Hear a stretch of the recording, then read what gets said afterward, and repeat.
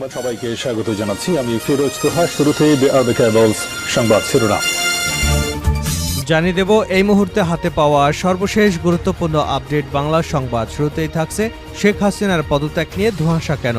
তীব্র গণ আন্দোলনের মুখে গত 5 আগস্ট শেখ হাসিনা দেশ ছেড়ে ভারতে পালিয়ে যাবার আগে প্রধানমন্ত্রীর পদ থেকে পদত্যাগ করেছিলেন কিনা তা নিয়ে নতুন করে আবার আলোচনা শুরু হয়েছে। সম্প্রতি সামাজিক যোগাযোগ মাধ্যমে শেখ হাসিনার একটি ফোন রেকর্ড ফাঁসের কথিত পদত্যাগপত্র ঘিরেই নতুন বিতর্ক শুরু হয়েছে। যদিও আওয়ামী লীগের পক্ষ থেকে তাদের ভেরিফাইড ফেসবুক পেজে সেই পদত্যাগপত্রটি ভুয়া বলে দাবি করা হয়েছে। এর আগের দিন দলীয় এক কর্মীর সাথে কথোপকথনের একটি অডিও কল রেকর্ডে শেখ হাসিনাকে বলতে শোনা যায় দেশ ছাড়ার আগে তিনি পদ থেকে পদত্যাগ করে আসেননি। এদিকে ইতিমধ্যেই তার একটি পদত্যাগপত্র সামাজিক যোগাযোগ মাধ্যমে ভাইরাল হয়েছে। তিনি ভারতে পালিয়ে যাবার পর সেনাপ্রধান ওয়াকারুজ্জামান বলেছিলেন শেখ হাসিনা পদত্যাগ করে দেশ ছেড়ে চলে গেছেন। আবার রাষ্ট্রপতি বলেছিলেন শেখ হাসিনা আমার কাছে পদত্যাগপত্র জমা দিয়ে দেশ ছেড়েছেন। আবার শেখ হাসিনা এখন বলছেন তিনি পদত্যাগ করেননি। আর এ বিষয়ে একটি ধোঁয়াশা সৃষ্টি হয়েছে। এবারে জানাবো আসাদুজ্জামান মিয়ার ব্রিফকেসে 10 কোটি টাকার এফডিআরের নথি। বাড়ি, গাড়ি, প্লট, ফ্ল্যাট কিনেই ঢাকা মেট্রোপলিটন পুলিশের সাবেক কমিশনার আসাদুজ্জামান মিয়ার গত 12 সেপ্টেম্বর রাত 11টার দিকে মহাখালীর ফ্লাইওভারের উপর কালো রঙের ব্লুকার ব্র্যান্ডের প্রাইভেট কার থেকে তাকে আটক করে র্যাব। ওই গাড়িতে থাকা একটি ব্রিফকেসের সন্ধান মেলে। ব্রিফকেসটি জব্দ করে ঢাকা মহানগর পুলিশের কার্যালয়ে নেওয়া হয়। শীর্ষ কর্মকর্তাদের উপস্থিতিতে ব্রিফকেসটি খোলা হয়। ব্রিফকেসে বিভিন্ন ব্যাংকের চেকবই, হিসাব বিবরণী, এফডিআর নথি পায় ডিবি। এক এফডিআরের নথি দেখে ডিবির কর্মকর্তারা চমকে গেছেন। বিভিন্ন ব্যাংকে অন্তত 10 কোটি টাকার এফডিআরের নথি পাওয়া গেছে তার। এছাড়াও বিভিন্ন সম্পদের দলিল পাওয়া গেছে। এ বিষয়ে থাকছে বিস্তারিত, সঙ্গে থাকুন। জানাবো 6 হত্যা মামলায় গ্রেপ্তার দেখানো হলো, আদালতে যা বলেন সাবেক বিচারপতি মানিক। পৃথক 6 হত্যা মামলায় সাবেক বিচারপতি AHM শামসুজ্জামান চৌধুরী মানিককে গ্রেপ্তার দেখানো হয়েছে। বুধবার শুনানি শেষে ঢাকার মেট্রোপলিটন ম্যাজিস্ট্রেট মোহাম্মদ জাকি আল ফারাবি আদালতে এসব মামলায় গ্রেপ্তার দেখানোর আবেদন মঞ্জুর করেছেন। জানিয়ে দেব আজকে ওবায়দুল কাদের কাকু কোথায়, তিনি নাকি পালাবেন না।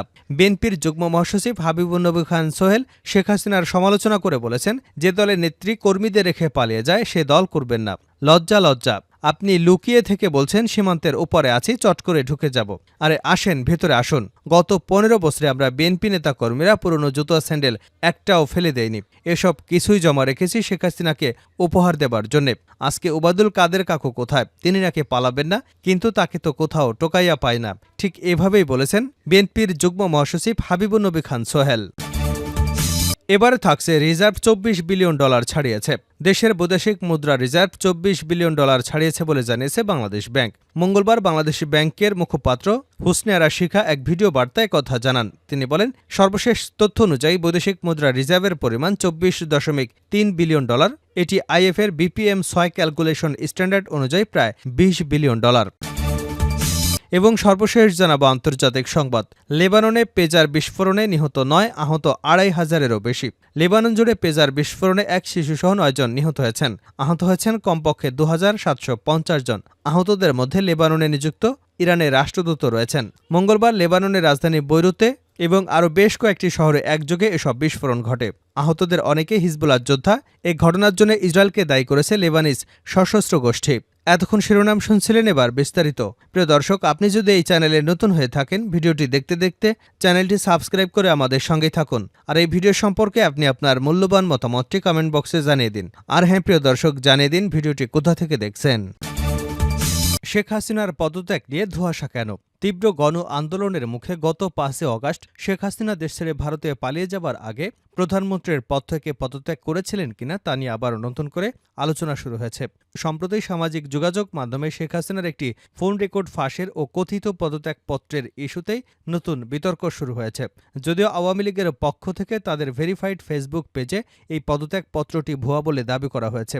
এর আগের দিন দলীয় এক কর্মীর সাথে কথোপকথনের একটি অডিও কল রেকর্ডে শেখ হাসিনাকে বলতে শোনা যায় দেশ ছাড়ার আগে তিনি প্রধানমন্ত্রীর পদ থেকে পদত্যাগ করেননি। বিবিসি বাংলার প্রতিবেদন। শেখ হাসিনা দেশ ছেড়ে পালিয়ে যাবার পরপরই ওই দিন বিকেলে দেশের জনগণের উদ্দেশ্যে ভাষণ দেন সেনাবাহিনীর প্রধান জেনারেল ওয়াকারুজ্জামান। এ সময় তিনি বলেন, মাননীয় প্রধানমন্ত্রী পদত্যাগ করেছেন।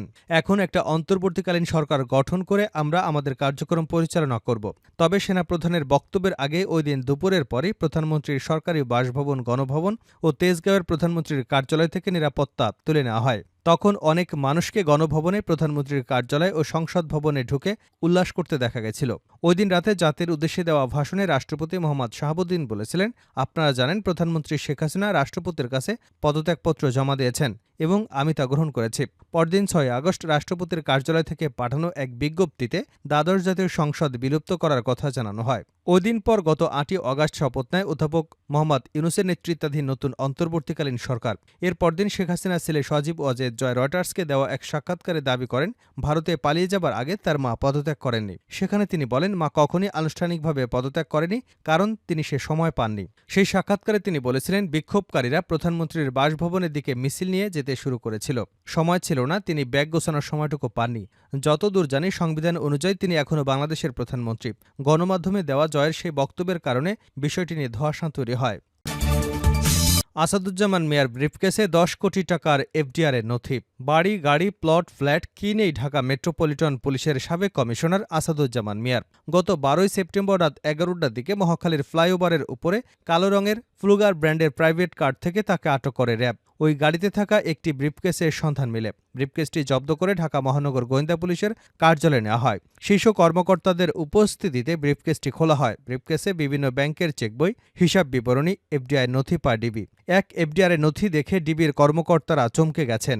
বিভিন্ন ব্যাংকে অন্তত ১০ কোটি টাকার এফডিআরের নথি সেখানে পাওয়া গেছে। এ ব্যাপারে ডিবির একজন ঊর্ধ্বতন কর্মকর্তা বলেন, গ্রেপ্তারের পর সাবেক কমিশনারকে ৭ দিনের রিমান্ডে নিয়ে জিজ্ঞাসাবাদ করা হচ্ছে। জিজ্ঞাসাবাদে এফডিআরের নথিসহ তার বিভিন্ন সম্পদের তথ্য দিয়েছেন। ডিবির ওই কর্মকর্তা জানিয়েছেন, এফডিআরের নথিতে সাউথ ইস্ট ব্যাংকে ২৫টি এফডিআর, মার্কেন্টাইল ব্যাংকে ৬টি এফডিআর, শাহজালাল ইসলামী ব্যাংকে এবং পূবালী ব্যাংকে ও ঢাকা ব্যাংকে একটি করে এফডিআর রয়েছে। এসব এফডিআরে বিভিন্ন জনের নাম করা হয়েছে।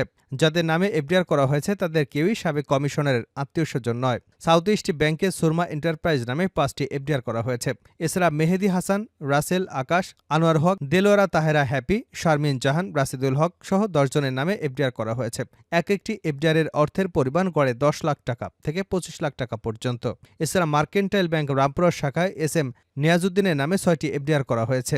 ডিএমপির সাবেক কমিশনার আসাদুজ্জামান মিয়ার 7 দিনের রিমান্ডে জিজ্ঞাসাবাদে গতকাল ছিল ৫ম দিন। জিজ্ঞাসাবাদে সাবেক এই কমিশনার তার ব্যক্তি জীবনে অন্তত কয়েকশো কোটি টাকার সম্পদ থাকার তথ্য দিয়েছেন। জিজ্ঞাসাবাদে আসাদুজ্জামান মিয়ার পরিবারের সদস্যদের মালিকানার 2টি কোম্পানি তথ্য পেয়েছে ডিবি। এর মধ্যে একটি হল মৌমিতা ট্রান্সপোর্ট লিমিটেড। এর চেয়ারম্যান আসাদুজ্জামানের স্ত্রী আফরোজা জামান। আসাদুজ্জামান ডিএমপি কমিশনার থাকাকালীন রাজধানী রুট পারমিট কমিটির প্রধান ছিলেন। ওই সময় মৌমিতা পরিবহনকে রুট পারমিট দেওয়া হয়। মৌমিতা ট্রান্সপোর্ট লিমিটেডের ভাইস চেয়ারম্যান হারিসুর রহমান সোহান হলেন আসাদুজ্জামানের শ্যালক। 6 হত্যা মামলায় গ্রেপ্তার দেখানো হলো আদালতে, যা বললেন বিচারপতি মানিক। পৃথক 6 হত্যা মামলায় সাবেক বিচারপতি এএসএম শামসুদ্দিন চৌধুরী মানিককে গ্রেপ্তার দেখানো হয়েছে।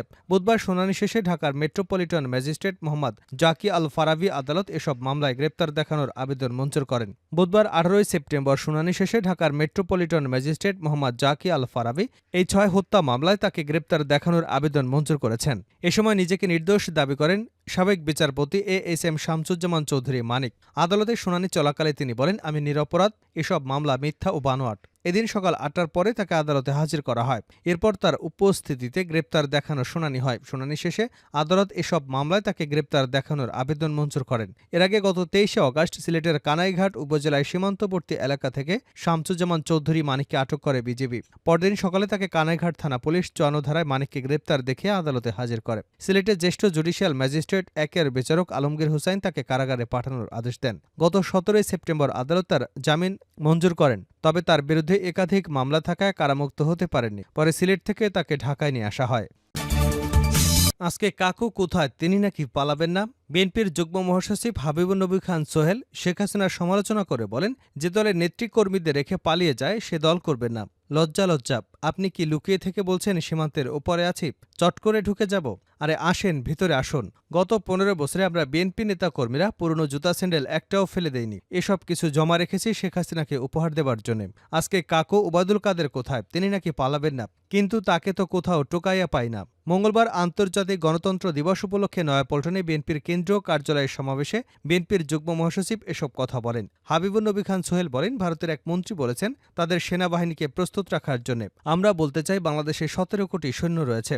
এদেশের শিশু থেকে সবাই সৈন্য। বিএনপির এই যুগ্ম মহাসচিব বলেন, আমরা শেখ হাসিনাকে বহুবার বলেছি কেয়ারটেকার সরকার দিন। আমাদের দলের ভারপ্রাপ্ত চেয়ারম্যান তারেক রহমান বহুবার বলেছেন, কিন্তু তিনি আমাদের কথা শোনেননি। তিনি দাদাদের কথা শুনেছেন। আমাদের কথা শুনলে এভাবে পালিয়ে যেতে হতো না। হাসিনার উদ্দেশ্যে সোহেল বলেন, দলের সব নেতাকর্মীদের ফেলে পালালেন যেন চাচা আপন প্রাণ বাঁচাপ। আওয়ামী লীগের নেতাকর্মীদের বলি, যে দলের নেতা সবাইকে ছেড়ে পালিয়ে যায় তার দল করিয়েন না। যারা তাকে আশ্রয় দিয়েছে তাদের বলি, যে হাসিনা খুনি, তিনি অসংখ্য শিশুসহ মানুষ খুন করেছেন, শাপলা চত্বরে গণহত্যা চালিয়েছেন, পিলখানায় ৫৭ জন চৌকস সামরিক অফিসারকেও হত্যা করেছেন। এই সিরিয়াল কিলার শেখ হাসিনাকে যারা আশ্রয় দিয়েছেন, বিভিন্ন ঘটনা ঘটাচ্ছেন। কান পেতে শোনেন, ঢাকা শান্তিতে না থাকলে দিল্লি শান্তিতে থাকতে পারবে না। বাংলাদেশের ১৭ কোটি মানুষ এক একজন সৈনিক, অতএব হুমকি দিয়ে কাজ হবে না।